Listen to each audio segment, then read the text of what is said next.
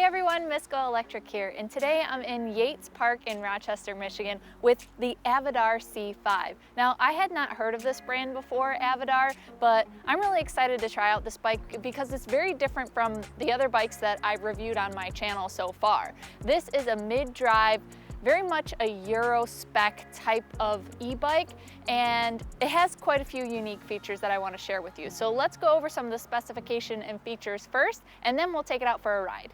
The Avadar box arrived in excellent condition and it appeared to be packed thoughtfully. There was some finish damage to the bike on arrival, but it doesn't appear to have happened during shipping because the box was packed well. The build took us about 30 minutes, including some calibration of the derailleur. Let's cover the fundamentals first. This bike has a mid-drive motor that outputs up to 250 watts. Now that might not sound like a lot, but let me explain to you why it is. Most of the e-bikes that I've reviewed on my channel are rear hub motors. They're mounted right back here in the wheel, and those are a single gear system that is completely decoupled from the shifting mechanism. So with a mid-drive motor, what happens is the power is at the crank. So you have a set of gears, and in this case, 16 different speeds that you can choose from in order to use that mechanical leverage to power you forward. So you've probably been in a situation where you're pedaling uphill in a harder gear and you're struggling to get up the hill, so you switch it down into an easier gear and you're able to make it up just fine.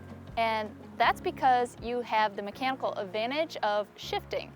In rear hub motors, you don't have that. So that's why in a mid-drive system, you can have less power with still great performance. And with that being said, a mid-drive motor is more efficient, which that means you don't need nearly as big of a battery. And this battery here is a 360 watt-hour battery. It comes with a 42 volt, 2 amp charger, so it should be able to charge in about 4 hours. Avadar says that the C5 will get up to 60 miles of range in pedal assist mode. Now, I've said this before in other e-bike reviews, and this one is no exception. I believe that all e-bikes for the casual rider like this one should come with integrated lights for safety and fenders to protect you when you're riding around in wet weather. This one does come included with those features, as well as a rear rack here. And I think that's appropriate for the price point of about $2,300. But something to note is that I've actually seen this bike on discount for somewhere around that $2,000 mark, and I think that's a pretty good value. The C5 comes in only one frame style, and that is this step-through design, which I really like because it makes it a lot easier to get on and off. It's rated for riders that are anywhere from 5'4" to about 6'4", and so I think that is a really great height range. This can also support up to 300 pounds of payload. Let's talk about the design and the build quality. This comes with only one color option, which I think is a shame because I'd like to see more available, but this sparkly finish is really beautiful. I also like the fact that this is running the cables all the way through the frame to make it a very sleek design, and it's not distracting from the aesthetic. They come up and around here, and the cable management is fine. It's nothing special, but it's not offensive. One thing I've noticed is that this has an adjustable stem, and I really like that because I feel for different riders, that's going to provide them the appropriate ride position that they want, whether they want to keep their hands extended out or a little bit closer to their body. Now, I haven't ridden this yet, but this saddle looks like it's going to be very comfortable. It is quite flexible and very spongy. It's not as wide as I would like to see, but I think it's appropriate for this type of bike. Now let's talk about the tires. These are CST Jet tires that are 27.5 inches by 2.1 inches wide. And the tread on them are very, very knobby. So this is going to be able to go on a lot of different types of terrain, including gravel paths and maybe even single track trails. This 27.5 inch diameter tire is pretty big for this class of e-bike, and it should allow me to go over more obstacles, and combined with the 16-speed gear set, it should give me a higher top speed. And that's important because this is a class 1 e-bike. It does not have a throttle. All right, I think that's enough explaining. Let's go see how this rides.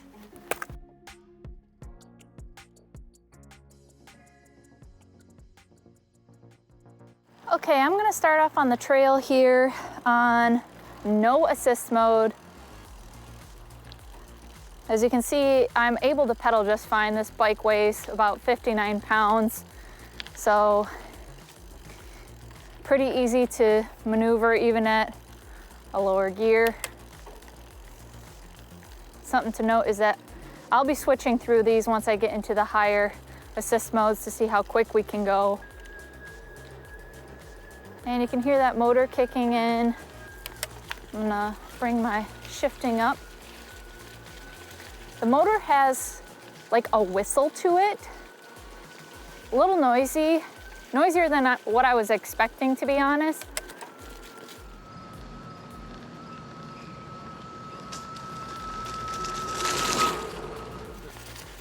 But I'm gonna push harder down. Now this has a torque sensor, so as I push harder, it's gonna give me more assist. I'm seeing on my computer screen, there's, red display showing me when I'm kind of at the peak of the power for this particular mode, which I like that. So right now, I'm in the highest gear now, on the 8th gear for this particular set. And I'm gonna push a little harder, see how quick we can get up to speed in this first pedal assist mode. I'm putting in a little bit of work here, but as you can see, I can get up to 22 miles per hour. I could probably get up a little higher than that if I really want to put in a lot of work. But great performance out of this assist. Let's see how quick we can get in the 4th assist mode. I'm not hitting any faster speeds, so it looks like this bike in the pedal assist mode is tapping out at like 22 miles per hour. All right, 5th mode. Definitely can feel I can get up to the 16th gear. Putting in a lot of work with my legs. But I can hit 23 miles per hour. People that have stronger legs than me, I could see you getting up to about 25 with this pedal assist. I'm going over some bumps here, and I'll say that front fork is doing a pretty good job of making it a cushy ride. A lot of bikes in this category have mechanical brakes when they have a lower powered motor. So I appreciate that they have included better performing and higher power hydraulic brakes. These tires are just about 2 inches wide, and I think that's the perfect size for a bike like this. This torque sensor is very smooth. I tend to prefer a torque sensor, and although you might feel like you have to put a lot of work into utilizing a torque sensor, it's actually, when you have a throttle, something that you can pick and choose from. I'm really glad these have the fenders because this trail is a little wet from the rain the night before.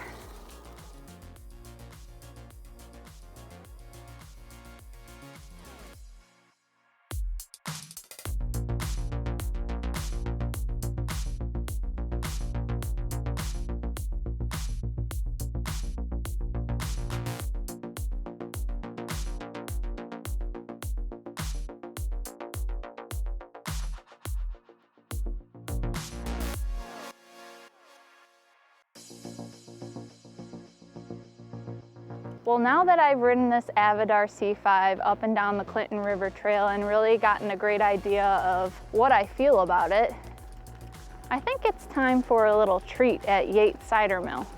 Let's head over there and we'll talk about my final thoughts on this bike.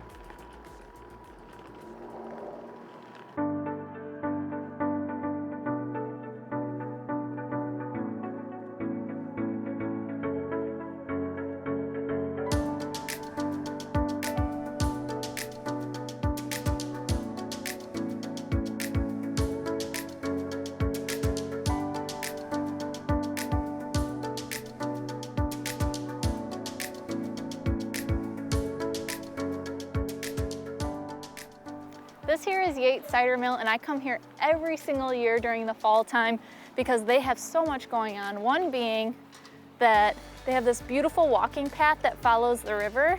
The most important thing is they have amazing donuts and cider. So we're gonna go inside and get some. But as you can see, they have an apple tent.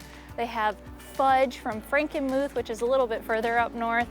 Absolutely delicious. So we gotta take advantage of some of these fall vibes. And you know, the Avadar C5 is the perfect kind of bike to take me to a place like this, because while getting here, I was not only on paved paths, but I used a little bit of the gravel shoulder and rode through some grass just to get to this location, and it performed really well. So let's go inside and get some ciders and donuts.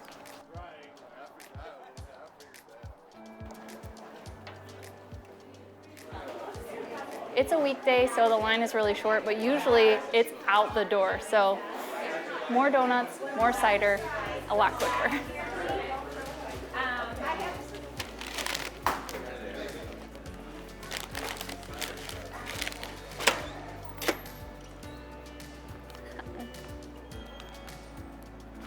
Well, what a perfect fall day here in Michigan to take out the Avadar C5 on the trail. Now it's time for some of my conclusions. This e-bike is definitely for the rider that wants to ride a bicycle. You have to put in the work. Although it does assist you very well, it's not for someone that's going to treat it like a moped. This is a very comfortable bike. The saddle is a really spongy material, and I could see it being really comfortable for really long trips. And as you can see, the seat post here is not fully extended. I'm almost 6 foot and it was really comfortable. It has a little bit more to go, so those taller riders would probably be pretty happy on this. This 16-speed gear set is the most that I've ever tested, and I think it's a perfect application on this type of bike since it's a Class 1 e-bike. Now, you can go on the pedal assist modes, even on the lower levels, up to pretty high speeds because of the 16-speed gear set. And another note on that point is that the 16-speed gear set makes it quite efficient. These CST tires are an all-purpose tire that really can take you in a lot more places. I mean, you can't go on a mountain bike trail. It's not something I would suggest, but I would say that for the average rider, this does the job very well. One last thing that I really like is the fact that all the accessories come with this bike included at the $2,300 price point. So fenders, integrated lights, even this chain guard I think is a nice touch for people who are going to be commuting, and the rear rack. But there are still some improvements that I would like to see. For one, more color options. I think that this blue color is just fine. It doesn't really do much for me, but I wish they offered it in a few more colors. When this bike is on sale at about $2,000, I think that is a great price point. Right now the retail price is about $2,300, and I think that's a little bit too much.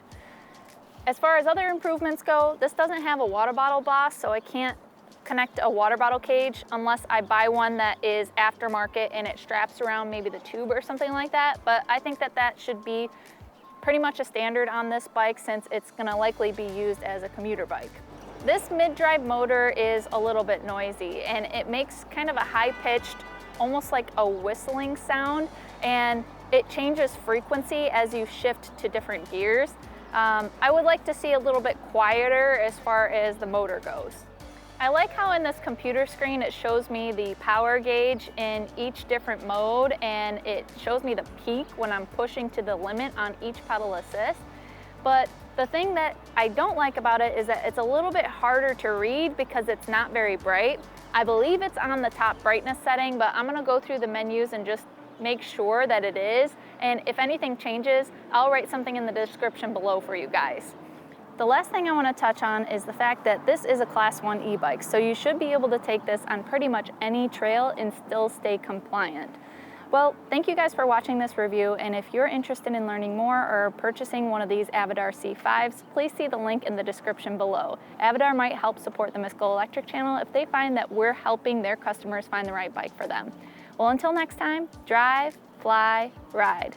Go Electric.